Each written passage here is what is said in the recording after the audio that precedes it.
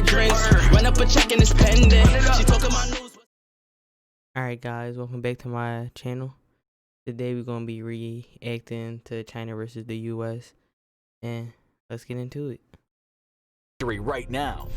In the year 2020, the US is still the world's sole superpower, but China is not far behind. Both nations have huge amounts of influence across the globe and economies that generate enormous wealth. But what about their militaries? If China and the United States were to go to war, who would have the advantage? In this military comparison, we're pitting China's People's Liberation Army against the United States military to see how they match up. After we lay out the capabilities of each, we'll decide who will win in an all-out war. Bear in mind that both of these militaries are always changing, so it's important to keep an eye on the future. In the end, it'll all come down to which country has the stronger and smarter military. Let's see if you come to the same conclusion we do, of who would win in a war between China and the United States of America. In terms of resources, China and the US are both well equipped to support their militaries during the war. It's well known that the United States spends more money than any other country on its military. The most recent military budget for the United States was around $721 billion. That's more than many countries' entire GDP. On the other hand, China's military budget is around $178 billion. Notice the huge contrast between the two nations' military spending. Just in pure spending, the United States beats China. But just because a country spends a lot of money does not mean they have the better military equipment or personnel. Although the United States invests more money in their military, China leads with a different resource: manpower. If all-out war happened, the ability to manufacture weapons and replenish casualties would be vital. The current population of the United States is just over 330 million people. The population of China, around 1.5. With Fundrise, the same kind of real estate investments that have powered the world's strongest portfolios for decades.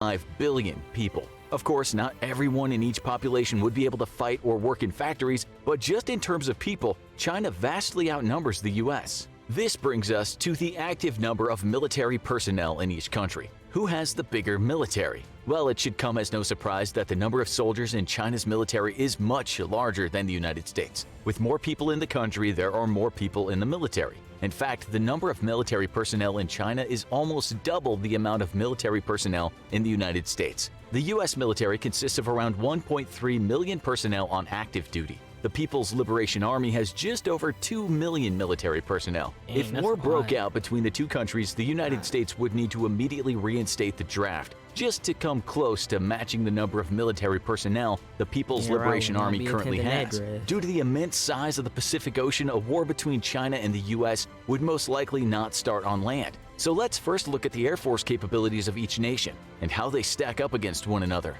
The total number of military aircraft the United States has is around 5,370. China's Air Force contains about 3,010 planes, but these numbers are always fluctuating as new planes are built and old aircraft are retired. Right now, the Chinese military is building and purchasing aircraft much faster than the US. It's estimated that in a few years, the number of aircraft between the two nations will be comparable. But what about the types of aircraft? Which country has better fighter planes, bombers, and transports? The United States has a vast array of aircraft at their disposal, the most impressive of which are the F-35 Lightning, F-22 Raptor, and F-15 Eagle. These fighter jets help the US maintain air superiority. However, China has its own stealth fighter in the J-20, although it's only available in extremely low numbers and is generally considered a poor man's version of the American F-35. In the air, the American military still retains a lethal advantage over the Chinese military with more sophisticated avionics, a much larger fleet of fifth-generation aircraft, and a far greater number of support aircraft such as tankers and AWACS platforms.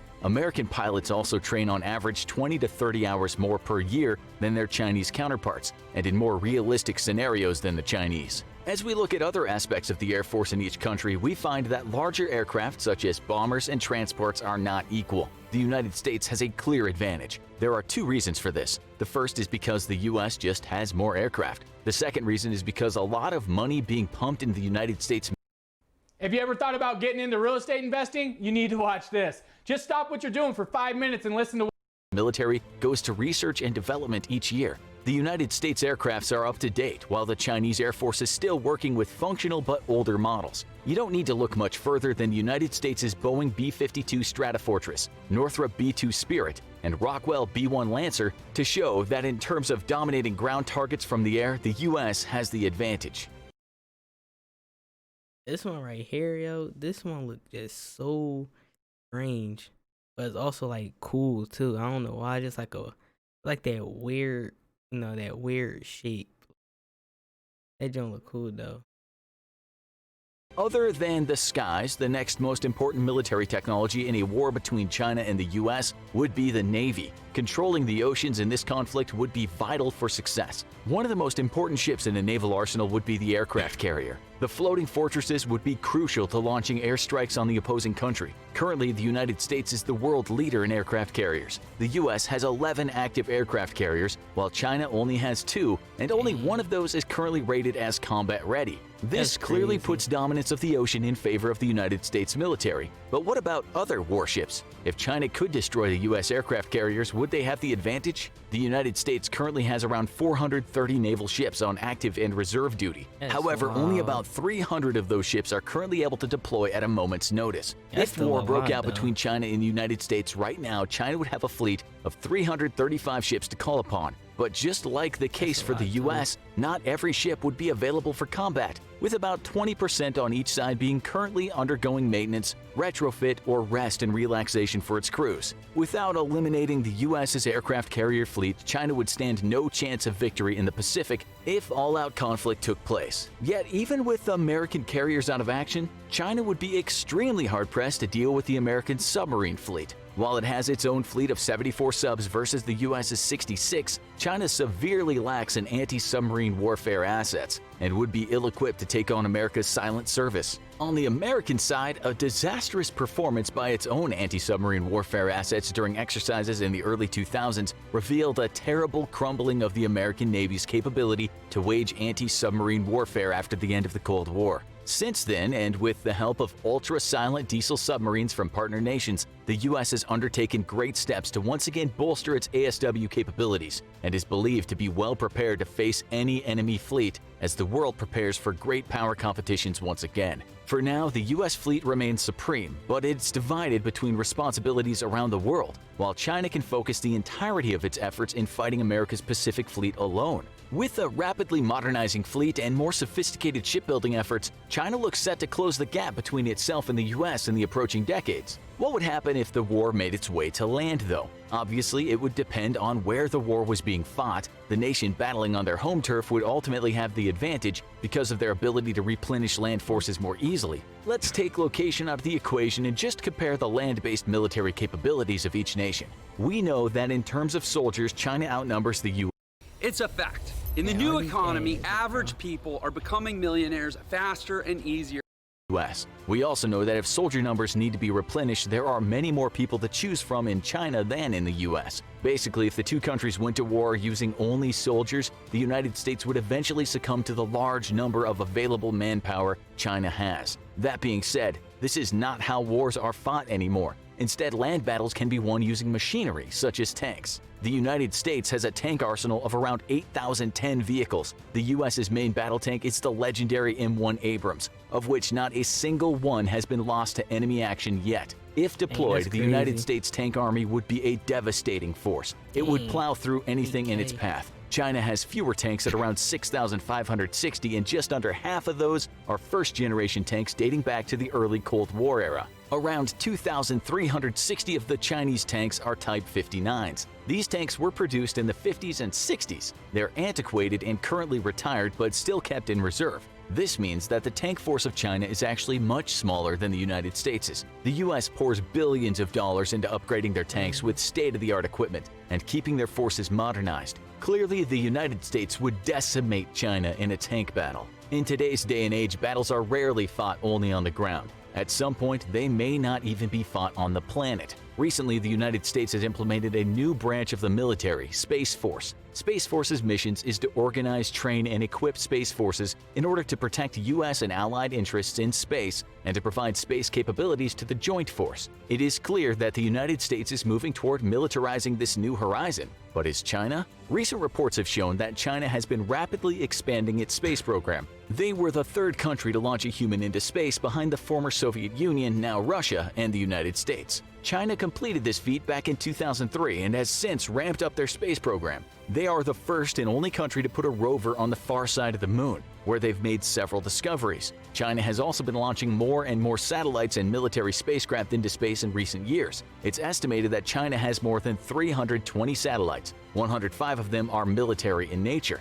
The United States has around 123 military satellites, even though the US has been in space much longer than China. It would seem that the breakthroughs at the China National Space Administration have greatly sped up the military satellite capabilities of the country. The budget for NASA in the United States has been cut year after year, almost immediately after they put the first man on the moon. China's space program, on the other hand, seems to be getting an influx of money each year from the government. How long until the research and development of China's engineers and space scientists surpass the US? In space, the country with the best technology and most knowledge of the environment will be victorious in battle. If the United States continues to fall behind in space exploration, they will not stand a chance in a space war with China. This brings us to our last comparison between the two countries, a comparison that has no winner. Instead, everyone loses. We're talking about nuclear weapons. As of right now, China has an estimated total of 320 nuclear warheads. That might seem like a lot, but it is nothing compared to the amount of nuclear weapons the United States has stockpiled.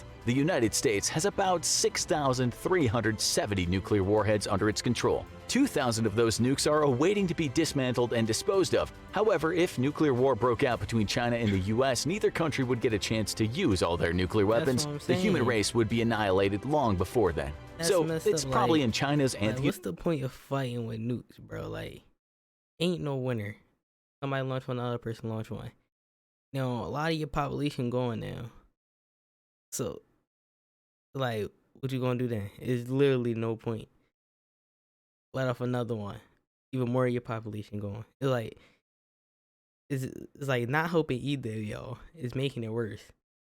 So, like, hey, that's why I don't see the point of it. Like, it's just dumb to me, though. It don't make no sense.